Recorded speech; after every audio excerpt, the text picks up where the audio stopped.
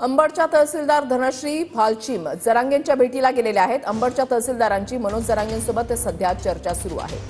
आजपासून पुन्हा एकदा मनोज जरांगे पाटील यांनी आपलं उपोषण जे आहे ते सुरू केलेलं आहे। सकाळी 10 वाजल्यापासून त्यांनी आपलं उपोषण आंदोलन सुरू केलंय आणि आता अंबडच्या तहसीलदार धनश्री भालचीम या जरांगेंच्या भेटीसाठी पोहोचलेल्या आहेत।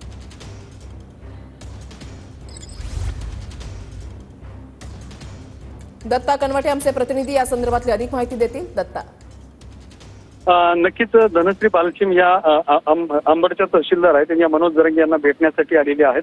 सध्या मनोज जरांगे यांच्यासोबत त्यांची बातचीत चालू आहे। मनोज जरांगे यांना यापूर्वी ज्या काही मागण्यासंदर्भात पत्र दिली होती आणि जी मागण्या मान्य केल्या होत्या त्या संदर्भात सुद्धा माहिती देण्यात येत आहे। आणि त्याचबरोबर जो काही कायदा अधिसूचना कायद्यात रूपांतर करण्याचा मुद्दा आहे, सगळ्या सोयऱ्याची जी अधिसूचना काढण्यात आली होती त्या अधिसूचनेची अंमलबजावणी करण्यासाठी मनोज जरांगे हे आजपासून उपोषणाला बसलेले आहेत।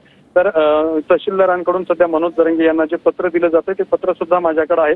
त्या पत्रामध्ये असं स्पष्ट सांगण्यात आलेलं आहे की या कायद्याच्या अंमलबजावणीसाठी आपण जे 8 तारखेपासून उपोषण आंदोलन सुरू करीत आहात, तर या मागणीचा शासन स्तरावरती पुरेपूर विचार चालू आहे आणि त्यावरती कारवाई सुद्धा केली जाते आहे। त्यामुळे आपण आमरण उपोषणाचा मार्ग अवलंबू नये अशा स्वरूपाचं विनंती पत्र जे आहे ते तहसीलदार धनश्री भालचीम यांनी मनोज जरांगे यांना दिलेलं आहे। आणि त्याचबरोबर काही ड्राफ्ट सुद्धा मनोज जरांगे यांना प्रशासनाच्या वतीने दिलेले आहेत। ते जे ड्राफ्ट आहे ते मनोज जरांगे यांनी वाचलेले आहेत आणि वाचून झाल्यानंतर त्यामध्ये जे काही महत्त्वाचे बदल आहेत आणि सूचना आहेत त्या सूचना आणि बदल मनोज जरांगे पाटील एका कागदावरती लिहून देत आहेत आणि ते धनश्री भालचीम यांच्याकडे देणार आहेत आणि ते कदाचित प्रशासनाला पाठवून त्या संदर्भातल्या मागण्या पूर्ण करण्याचा आग्रह धरण्यात येईल। मात्र सध्या तरी प्रशासनाच्या वतीनं मनोज जरांगे यांचं जे उपोषण सुरू आहे ते उपोषण करू नये, ते उपोषण मागे घ्यावं अशी मागणी करण्यासाठी या ठिकाणी तहसीलदार आणि त्यांचे सहकारी दाखल झालेले आहेत। नक्कीच धन्यवाद दत्ता दिलेल्या सविस्तर माहितीसाठी।